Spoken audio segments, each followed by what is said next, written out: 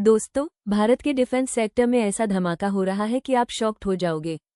Top कंपनियों के order book देख लो, करोड़ नहीं लाख करोड़ की बात है। नंबर 1, HAL, अभी 75,600 करोड़ रुपए ऑर्डर बुक और तेजस MK1A का 65,000 करोड़ रुपए डील आने वाला है। Total 2.5 lakh crore cross.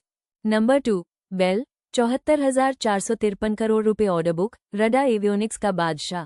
फिर BDL 23,000 करोड़ रुपए जोड़ मिजेलस के साथ मझगांव डॉक फ्यूचर में 1 लाख करोड़ तक जा सकता है।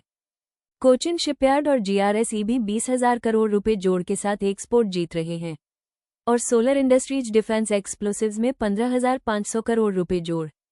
ये सारी कंपनियां मेक इन इंडिया से बूस्ट हो रही हैं, लॉन्ग टर्म विजिबिलिटी शानदार। केवल एजुकेशनल पर्पस, अपने एडवाइजर से कंसल्ट करो।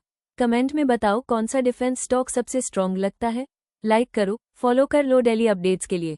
जय हिंद।